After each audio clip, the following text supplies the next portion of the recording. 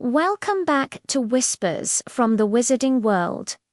In this part, the story moves deeper into the unseen side of magic, where silence hides truth and memory becomes the most dangerous thing of all. Settle in and continue the story. Story 3. The House Elf Who Remembered Too Much. Nobby had served the Ashcroft family for 6 generations. He remembered the first Ashcroft who had bound him to serve as a stern but not unkind wizard who had treated his house elves with a degree of respect uncommon for the time. That wizards' children had been kind as well, and their children after them. But the current generation of Ashcrofts was different. Marcus Ashcroft had inherited the family manor and its attendant properties 5 years ago, and from the moment he took possession, Nobby had known something was wrong. There was a darkness in the young master, a hunger for power that reminded Nobby of whispered stories from house elf networks about the old days. About the followers of the Dark Lord, about families who had practiced magic that proper wizards wouldn't touch. Nobby kept his suspicions to himself. House elves were not permitted opinions about their master's activities.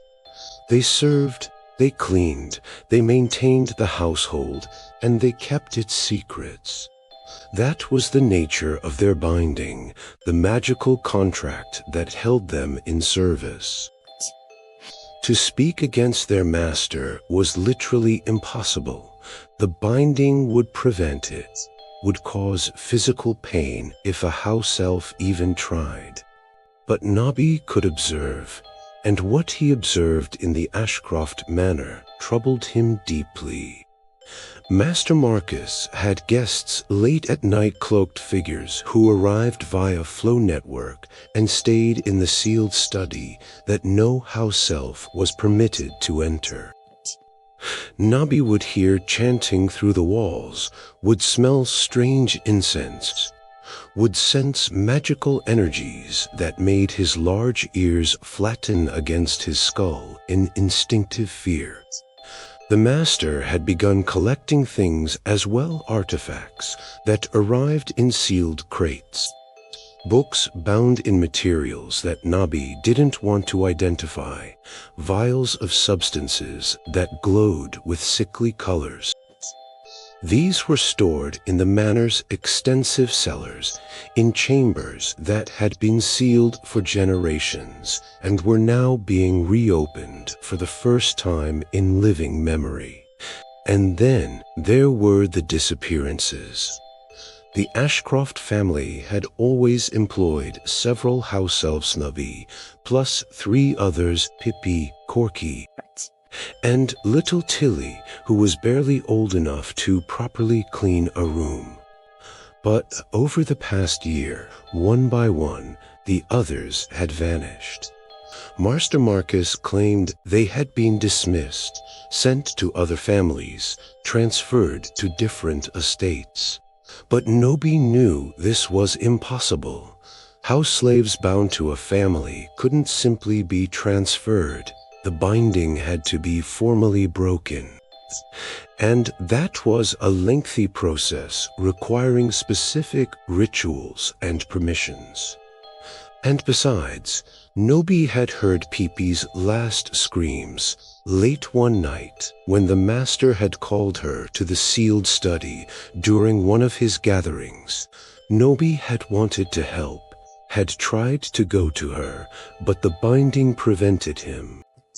A house elf could not interfere with their master's activities, no matter what those activities might be.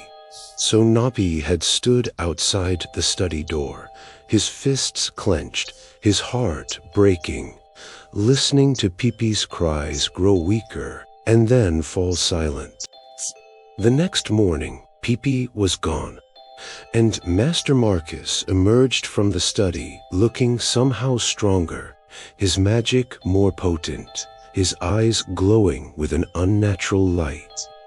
Corky disappeared 3 months later, then Tilly just 2 weeks ago. And now Nobby was the only house elf remaining in Ashcroft Manor, serving a master he feared and despised, bound by magic that prevented him from fleeing or speaking out or doing anything except continuing to serve. But house elves, though limited by their binding, were not without resources. They had their own magic, ancient and powerful in ways that wizard kind rarely understood. And they had their memories, perfect, complete memories of everything they'd ever witnessed or experienced. Nobby began to deliberately remember each night. After his duties were complete, he would retreat to the small cupboard where house elves slept, and he would review his memories with perfect clarity. Every dark ritual he'd glimpsed, every whispered conversation he'd overheard, every artifact that had arrived at the manor of it was preserved in his mind with absolute fidelity. He began to notice patterns. The rituals followed a sequence, building toward something. The artifacts were components of a larger working, and the disappearances of the other house elves finally understood what had happened to them. Master Marcus had been using them as sacrifices, draining their life force and magic to fuel his own dark work. And Nobby knew with sickening certainty that he was next. He was the last house elf, the final component needed for whatever terrible spell the master was preparing. The binding prevented Nobby from running. It prevented him from warning anyone. It prevented him from harming his master or sabotaging his work. But it didn't prevent him from remembering, and it didn't prevent him from finding creative solutions within the narrow limits of what he was allowed to do. House elves could operate within the boundaries of their master's property, even through wards that would stop wizard apparition. They could access spaces that wizards couldn't enter, and they had connections to other house elves, a network of communication that operated beneath the notice of wizard kind. Nobby began leaving messages in places where other house elves might find them: the kitchens of neighboring estates, the supply closets of Diagon Alley shops, even the house elf quarters at Hogwarts. Each message was carefully worded to avoid triggering his binding, phrased as observations rather than accusations, as questions rather than statements. Nobby has noticed strange lights at Ashcroft Manor. Nobby wonders why the other house elves have left. Nobby is curious about the sealed study and what happens there. It wasn't much. It might not be enough, but it was all Nobby could do. The night finally came when Master Marcus summoned him to the sealed study. Nobby knew what this meant. He entered the room, his head bowed in the submissive posture that house elves were trained to maintain, and saw that the master was not alone. His cloaked associates were there, arranged in a circle around a complex ritual diagram drawn on the floor in what looked like dried blood. "Nobby," Master Marcus said, his voice warm with false affection. "Faithful Nobby, the last of our house elves. You've served this family so well for so many years, and tonight you'll provide your greatest service yet." Nobby said nothing. The binding prevented him from speaking unless spoken to directly, which was a mercy right now. because he didn't trust what words might come out. You see, Master Marcus continued, gesturing to the ritual circle. I'm on the verge of a breakthrough, a working that will grant me power beyond anything the modern wizarding world understands. But it requires one final component, the willing sacrifice of a magical being bound to me by ancient ties. Willing Master. Nabi heard himself ask, his voice barely a whisper.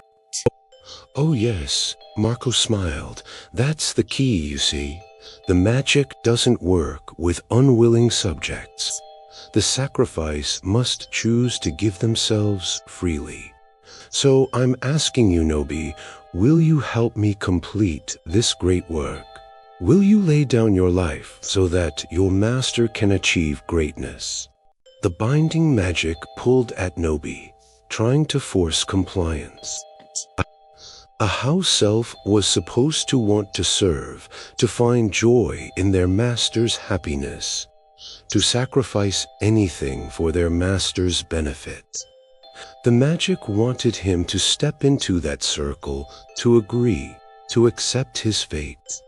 But Nobi had been remembering, and in his perfect memory, he held images of Pipi and Corky and little Tilly. He remembered their screams. He remembered the exact sound of their last breaths. And he remembered something else, something he'd read in a book left carelessly open in the Master's study. A book about the nature of magical bindings. A house elf's binding required them to serve, required them to obey. It required them to protect their master's interests. But it did not technically require them to sacrifice themselves, if directly asked. That would be a choice, a free decision. And if the magic required a willing sacrifice, then forcing it through binding would invalidate the ritual. No, Nobi said quietly. This part of the story ends here. Some truths survive by being remembered, even when no one is meant to speak them aloud. Thank you for listening. Follow and subscribe to continue with the next part of Whispers from the Wizarding World.